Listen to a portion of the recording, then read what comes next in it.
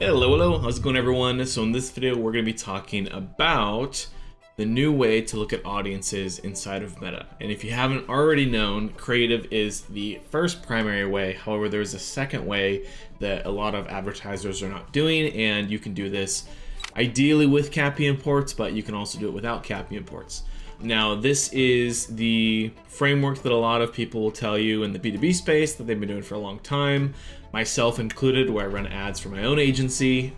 This is the type of framework that I look at as well. But this applies both to e-commerce and lead generation. And there's actually a lot more flaws with this, meaning that there's a lot more things that can go wrong if you are not running CAPI imports. So I will give you the details and we'll jump into this right away.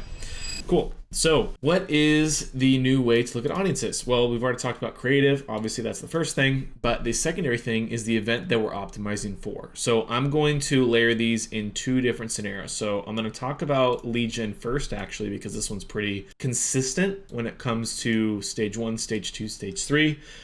So obviously, if we are optimizing towards this stage over here, lead magnet download or something of that nature, right? We're getting more cold traffic. We're going and giving the algorithm less barriers to entry, which is going to allow it to go out and prospect and find people that are somewhat interested, but not fully interested in the product yet or the service yet. And the biggest issue with this is obviously quality of leads that come through. And then obviously if we go further down, we optimize towards leads. And then the furthest down, which let's say would be a qualified lead, right? So that's importing back in a qualified lead that we know has already converted, and we are pushing for getting more of those. What I would like to do for lead generation is push for quality lead first. Now, the problem with this is that if you're past a 7-day window and the lag time, let's say, is super far out, we're talking like at least 30 days or more, then this is probably not the best thing you want to push for in the very beginning. The next thing I would say is if you are unable to optimize for qualified leads, so you're not getting volume, there's a long lag time in between that. We're not talking about like a week, we're talking about, like I said, 30 days. Then you want to go into the general leads, right? So we're just getting out general form fills. And from this perspective, we still are tracking qualified leads. However, we are looking at the creative and saying, okay, we're telling the algorithm, go after as many people as possible that would jump to a thank you page. And then we can see, for example, which creative is leading to the qualified leads in the first place, and then lean more into that concept or the idea behind the creative that is sparking interest behind the qualified leads. The other thing I want to bring up as well is that if you notice that there is a lot of poor quality coming in from leads, just general people that are filling out the form, you can always optimize the form itself. It doesn't have to be from the ad account perspective. So a way that you can do that is you can just add more parameters that would change the form. So you can add in, instead of just having like their name, phone number, and like email, you can add in other qualifiers in there. You can add like their, website or their, their address of their business, whatever, or they're not the address of the business, but like the address of their home if you're going to go fix their home. Anything that would allow you to better qualify the lead. And then when they answer those questions incorrectly, you don't send them to the thank you page, you send them to a faulty thank you page that is not being tracked from the algorithm's perspective. So you can also filter that way.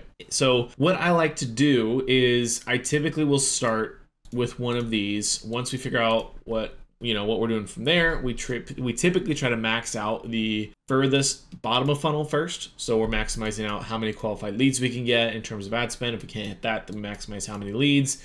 And then when we hit a wall, we maximize, for example, the further up the funnel action. So think of it as just a tier system. Start somewhere in the middle is typically the best spot. If you are unsure of if you couldn't get enough qualified leads or enough lead magnet downloads. So if you're a new account, you probably want to start somewhere in the middle in most case scenarios. We're looking for trying to get around like 15 to 30 conversions a month. That is the goal.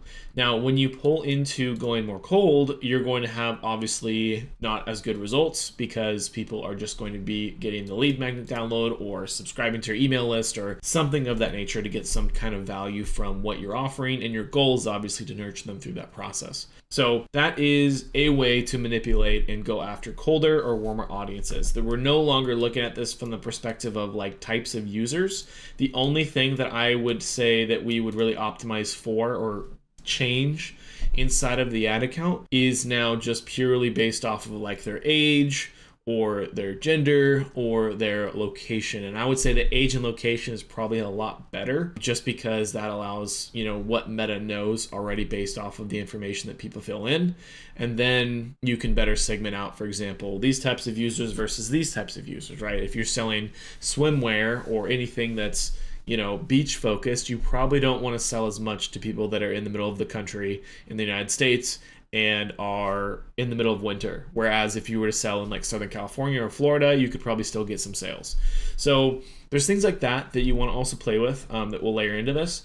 But I think for the most part, that covers the lead generation side of it, right? So pick the lane that you want to go in to then better pick how warm in terms of the TAM or cold in terms of the TAM or the total addressable market, and how aggressive you want to go. Cool. So then the e-commerce way. So this is when things get a lot more complicated. So lead generation, you don't really get a lot of repeat users. I mean, you might get like referrals, but that technically would be, LTV.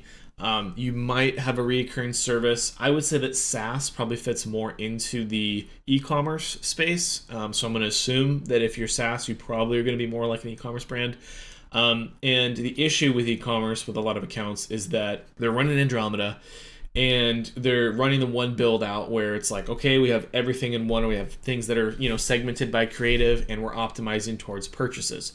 Or they're in a scenario where they think, oh, I can filter out the type of purchases that are coming in so I can make the account colder. And that does not always work, because the tagging inside of Meta has actually gotten worse. So what do I mean by that? So when a user is tagged, it's typically the most accurate when it's based off of a click. However, with the new privacy updates, FCLIDs, which is the ability for it to tag a user and know what user landed on your page, is getting diminished more and more and more. And so what that means is that they're trying to look for other ways to capture that information to match users. And one of the ways that they're doing it is whenever a user fills out information on your website, it then compare that to the Facebook account based on the click time, and then say, okay, this is a conversion. Now, I'm obviously not working at Meta, but that is what I've seen in accounts, and I would be very, very careful as to when you look at your conversions inside of Meta as trusting that data in the first place. So what we like to do, and what we found it's kind of necessary once you get around that like $10,000 mark in terms of ad spend, is going into CAPI imports. Now, I talk about CAPI imports all the time. When I say it, I mean edge-based CAPI imports. Super, super important. This is probably the most important part of our entire strategy and how we actually push the algorithm in a direction, because there's a disconnect right now where a lot of people are using the ad platform as a reporting tool to kind of show what's working and what's not working, versus using it as a mechanism, meaning the event as a mechanism to push the algorithm in the direction they want. The way that you should be looking at your results should always be your P&L or your CRM pipeline if you're lead generation. So what we found by doing this is that, yes, we might show less conversions if we're optimizing towards new customers, but it's impacting our P&L a lot more efficiently than just the general purchase, because you'll get a lot of repeat users that will show up in the general purchase, and it's a false signal inside of Meta. I talk about that in my last video that we posted, but it's something that we have to be very careful of, because it will give us false signals of what creative's working. It'll make the ROAS look amazing, but then it doesn't translate to actually growing the business. And that's why you see a lot of people on like Twitter, for example, all the ad gurus talking about how, oh my gosh, I have to throw in all these discounts, and this Black Friday's horrible, what's going on with it? And the reality is they just don't understand how to get past the Andromeda update.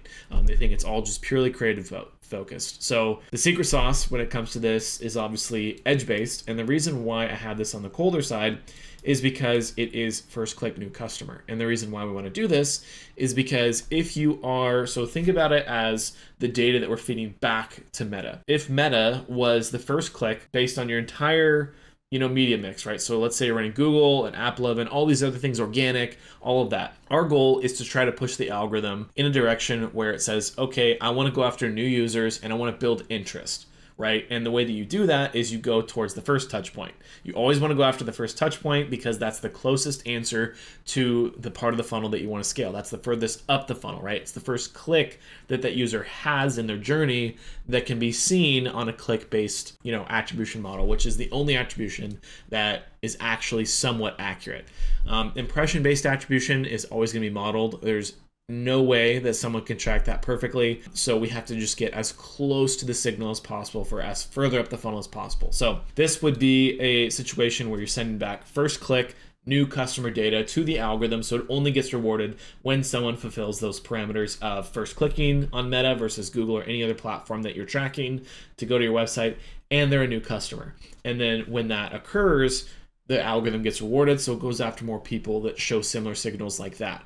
You can't steer it away from just doing audiences, because at the end of the day, the algorithm is going after it's pushing the creative based on the user's interest, and it's trying to reach that objective that you set for it. And if you set an objective of faulty data or warm data, it's going to go after that, and it's going to essentially go after the path of least resistance. And so you want to make the path for it to get conversions pretty dang hard.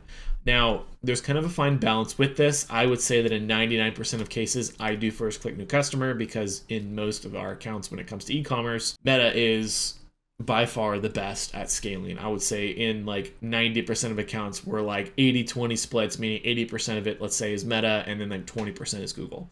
I believe Northbeam also releases their numbers on this on just general ad spend, so that's also another source to check out. So we have first click new customer, and then the middle area that I would say is just general new customers. So the reason why I have this more in the middle and in kind of the warm traffic area is because you could have someone that is a new customer, but they found you on organic first, or they found you on Google first, or they found you on AppLovin first, or you found you on any other platform whatsoever. So this is going to be people that found you on Facebook first, blended with everything else. And what tends to happen, like I was saying, is that we're giving the algorithm a signal of new customers, but we're not specifying it being first click, which means that it's going to prioritize the easiest way for it to go after new customers. And what do we think that's going to be? It's going to be a scenario where someone is already warmed up, meaning they've already gone to Google Ads or organic, and now they see an ad on Facebook, which is retargeting them and then getting them to convert as a new customer.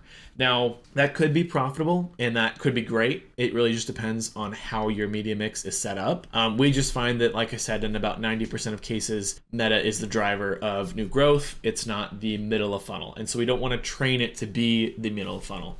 Now, this area over here on the standard purchase event is where I would say the majority of people are on right now. And what I was saying earlier is that it's going to go to the path of least resistance, like we talked about in the last video as well, where it's just going to cycle repeat users and eventually fatigue out and not really have any prospecting, right? You're just going after the already warmed up audience that you have, and you're getting false positives on all the creatives.